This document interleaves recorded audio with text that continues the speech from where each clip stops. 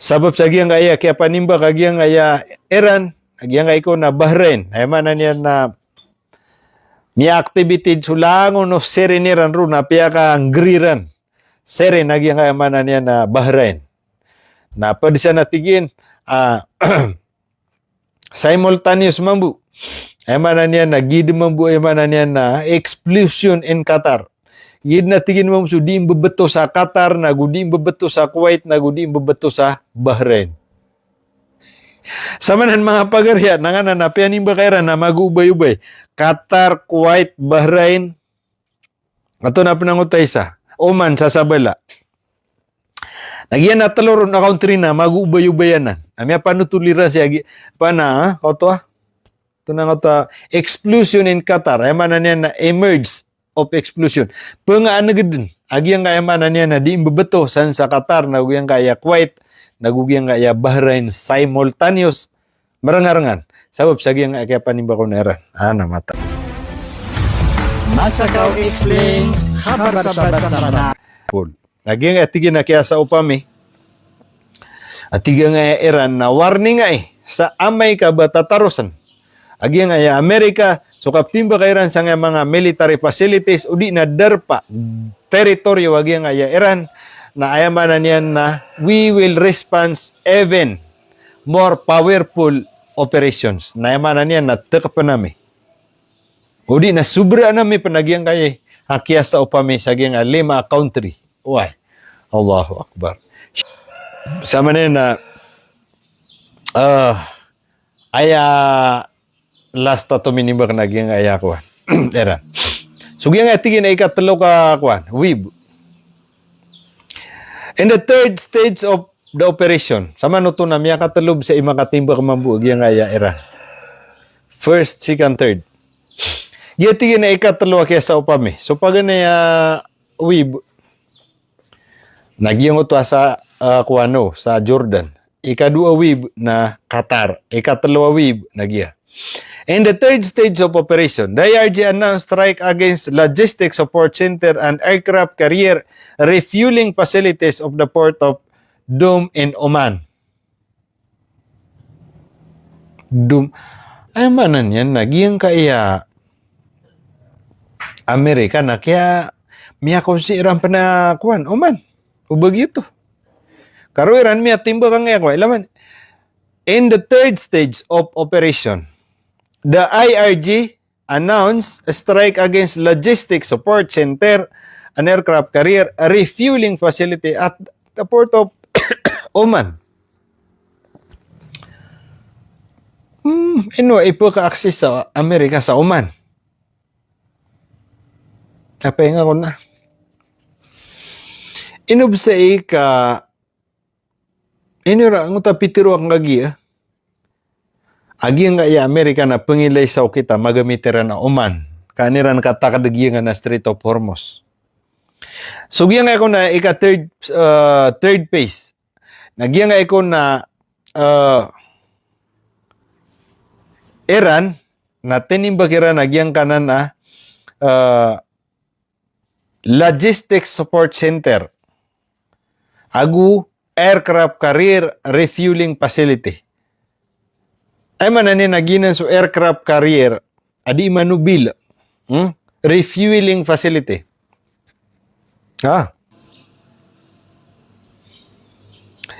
So man na nagiyan na namiya nga susugat ta Iran naginan so di manubil. Kasi ko mga plane na. Kay man tuman na badi ko ng Amerika.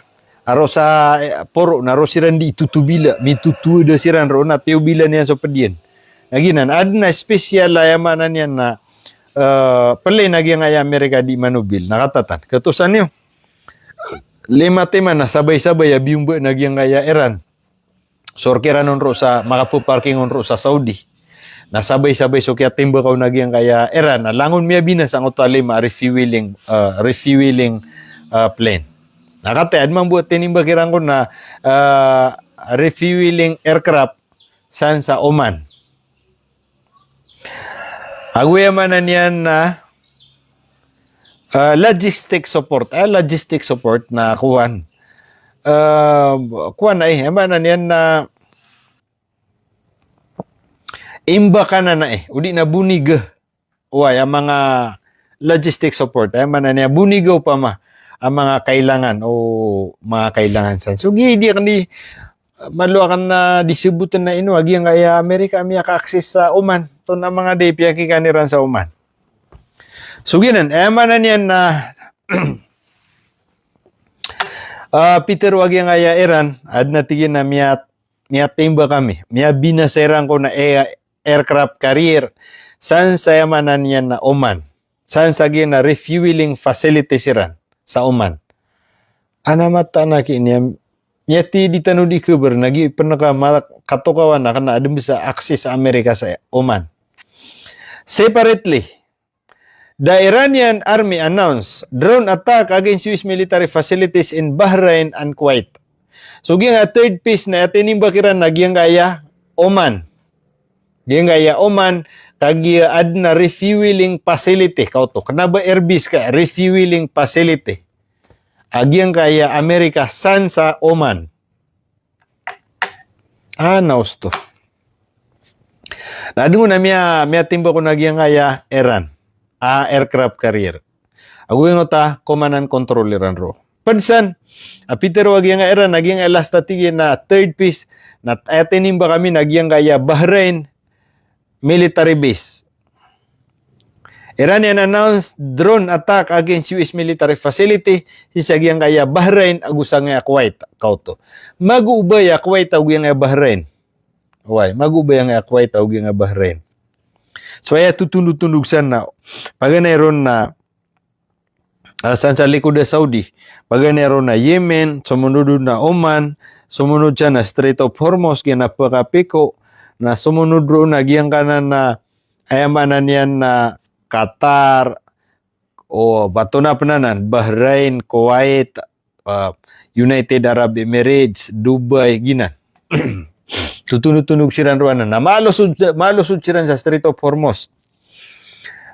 So ayamanan yan nagyang nga third piece na yatining bagiran na Oman Oman na ay matataguro na refueling facilities agi nga Amerika na tinimba nga Iran giya nga imambu Bahrain tinimba ka na Iran ang uta military bisiran agugyan kana na Kuwait sama no to na tinimba Iran sangat kuan yaw ba sa lungan na Jordan, Qatar, Kuwait, Bahrain, Oman.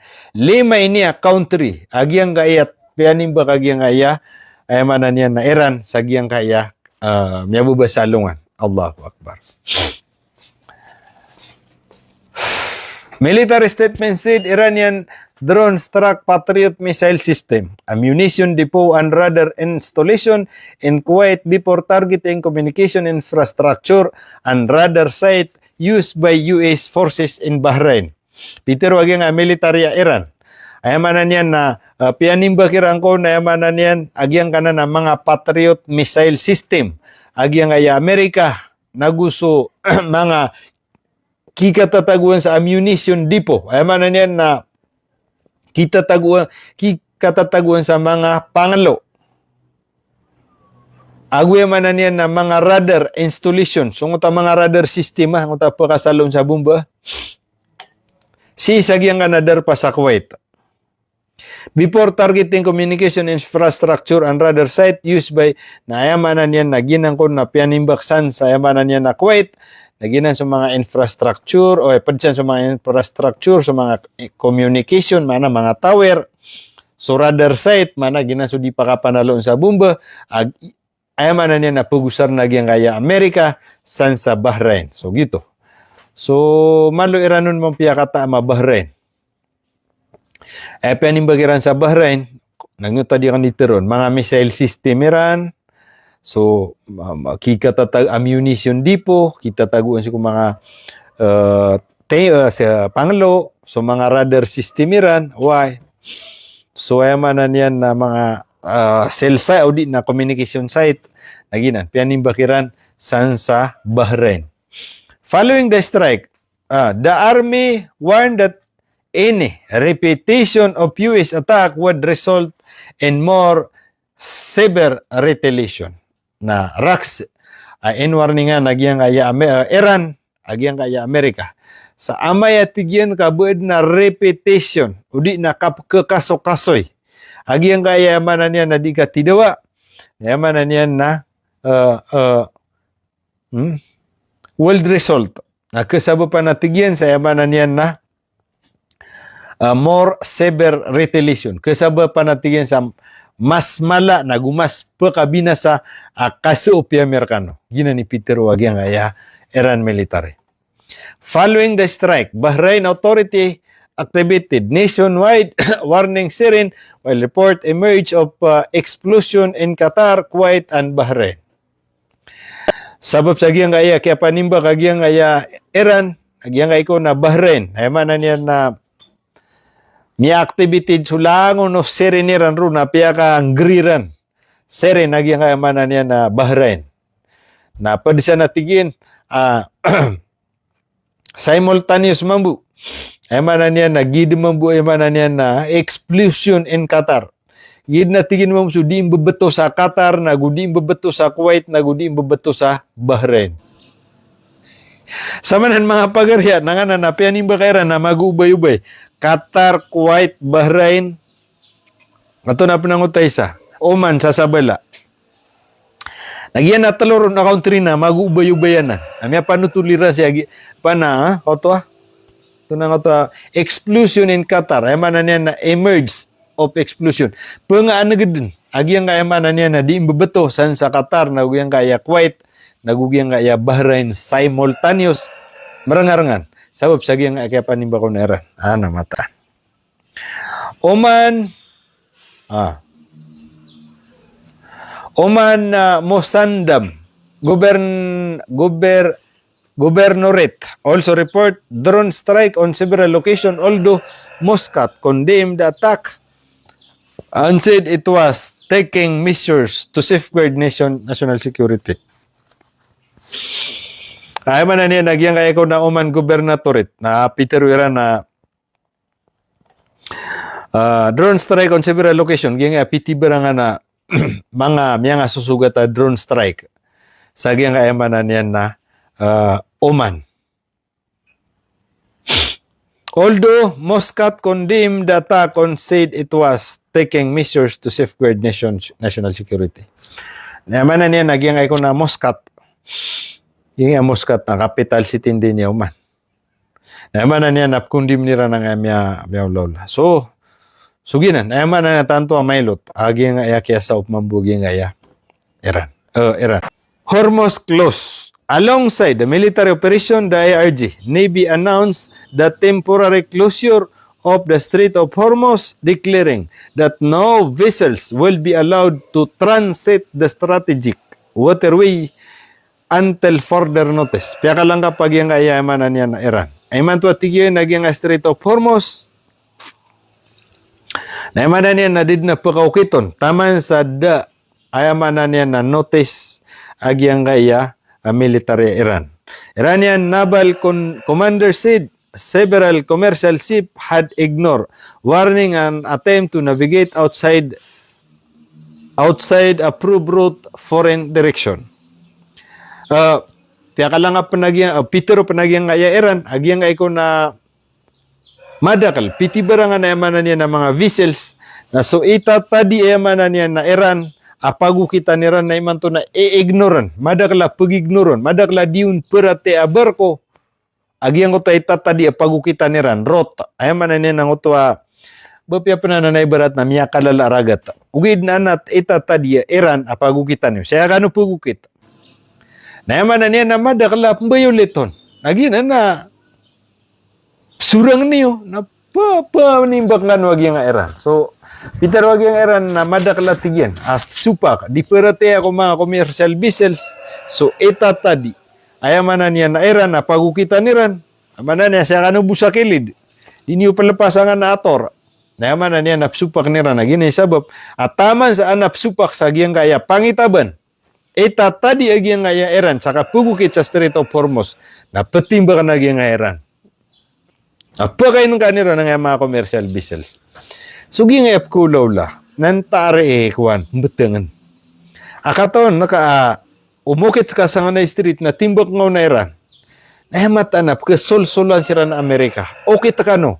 Uwi na di rin katawan na giyang gaya Amerika na sulsulan nila na nga mga barko, commercial bisala, diritsuin yun na nan. Kas kami matao. Eh problema na mo ukit sila sa natinimbak sila na Iran. Nabay ni mga panunutulan. Blangon sila kigald. Akin ay problema. Pagkagamit sila na giyang gaya Amerika. Si ko pasa.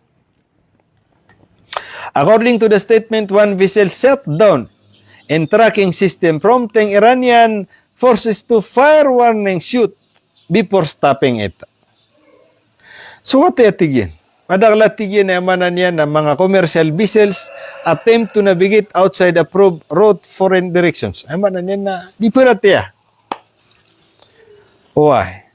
Napatsagi nga Peter, one vessel, sa tema na tigyan vessels, barko, ay manan niya na miya binasa, shutdown. Sabab patigyan si kuya manan yan, tracking, sabab kuya manan yan na di rin nakaperatiya, pag-ignore nila na, forces to fire warning shoot before stopping. Kailangan pa na Peter wag yung era na matimbak sila na dan nagusira mo terg. Why? The IRG, di na military nga Iran warned that any attempt to exploit the incident of lands further attack against Iran would result in a strike on additional U.S. military bases through the region. Padsa pa kayo nakagiyang kaya Iran. Warning Iran sa Amerika. Ayaw na niya na uba panatigin ad na kapanimba kayo. Why? Exploit the incident or lands further attack. O di na ba, paman na amay ka banyo sasaruman niya giyang kaptura pa sa Strait of Hormuz. Adi ka no peratiya. O di na ba, dumpan na kasupyo. Ha? Lands further attack. O ba dumpan na kasupyo, kapagata kayo. Iran will result in a strike in addition US military base through the region. Naiman na niya na Peter wag yung Iran na pagkalaulad na mid na tigyan nagyang kapsupya mi. Siko mga military base jagyang interwa. Ayaman na niya na Middle East. Amay ka di ka no. Maratea. Ikadua, na amay ka ba din pa na kapagatakan yung saging Iran. The US official meanwhile claim an Iranian missile struck a commercial vessel in the strait, leaving one crew member missing, while the UK Maritime Trade Operation Agency reported that the container ship east of Oman suffered damage and caught fire. Kata. Chuditero. Gi Soviet akan kagia. Mantud na recently. Peter wang na diperatia sa giyang aya itata di sana giyang aya Iran. Peter Iran na kailangan pansuwema na niya nakatimbak ka Iran. Kapara makatargisiran. Nakaya problema na timbak sira na Iran na mga susugat sira na koto. Tap-tap Iran rud sa man. Kata, may panutulag yung US official. US official am yanutul. Claim na Peter Iran. Agiyang kay ko na Iran na adeng ko na tinimbak Iran na commercial vessels sa Strait of Hormuz, leaving one crew member missing, while the Maritime Trade Operation Agency reported that the container ship east of Oman suffered damage. Akaw to. So kaya timba ko nagyang kaya Iran. Tap-tap na puro Iran ro sa Oman. Miya katras Iran ro sa Oman. Nakaw tuwa manan yan na malako na miya binasa sa barko ad na miya missing ko mga taweran. Nakinan. Ayid na peratim na nag-Amerika. Toto. Adun ko Peter waging Amerika ad natigyan na commercial vessels at inimba ko agyang kaya mga Iranian na yamanan yan na ad na miya nga mimising si ko mga taweran na yaman to nagyang kaya commercial vessel at inimba kira nakauto sa Oman amala miya binasawn. Auto. Ha? Container ship east of Oman suffered damage. Yamanan yan na suffered. Ato na yung maranaw suffered. Galibaf, now you must face reality. Peter wagyang kaya as a military operation unfolded, Iranian Parliament Speaker Muhammad Bagher Galibaf declared that the era of one-sided deal is over. Na mapasang. Ay man na niya nagyang kaya Parliament Speaker as si Muhammad Bagher Galibab. Speaker Iran na upama. Aro sa man na niya na Iran. Apitero yan. Ema to tigyan na diniklira kan. Agyang kaya tigyan era. Udi na oras. O kapag ipusada si ko one-sided na yaman na niya na niya pasad. Oto. Wala man to na ipagminasya. The era of one-sided deal is over. So tigyan si ko, so di kapag ipusadaan. Si ko one-sided na tigyan. Adi ipusada na at over na tigyan. Niya pasad. We told you, gid na tigyan so Pitero ang rakano, honor your promises and comments. Otherwise, you will have to pay the price. Galibab said, now, you must face reality. Peter wag yang speaker. Parliament speaker. Yan natigyan so di rakano diteroon. Ngulalan niyo, beginiyo sa pakaid, honor promises. Beginiyo sa yamanan niyan na muayan. Honor, udi na bali. So yamanan niyan na diniyo di ka pakipasada. Udi nagyang ko to yamanan niyan na commitments. Udi nagyang ko to promises yo. Na yamanan niyan ang gulalan niyo. Otherwise, you will have to pay the price. Udi niyong gulalanan na yamanan niyan na kabayadan niyo din. Have to pay the price. Yamanan niyan na kabayadan niyo. So yamanan niyan na di niyo di inggulaw na di mapya. Galibab said, now you must face reality. Manto atigyan. Na kailangan na sutitu, reality. Na katukawan niyo, matago sa pamikiran niyo so reality. Ay pagbinya sina aya reality. Na basta di ka numaratea, seko di niyo diteroon. Ay manan yan na kumanyor kami so kabaya iyo. Kata tigiyag si speaker. Aging kaya pakaparangar nga neran siya nga lema tema na country. Agin na natigin ni kuman niyo.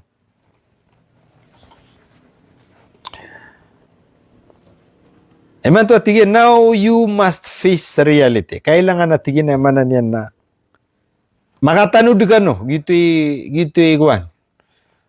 Context lagi yang now you must face reality. Eman to tigin na kailangan naman na yan na katukaw niyo sa tito.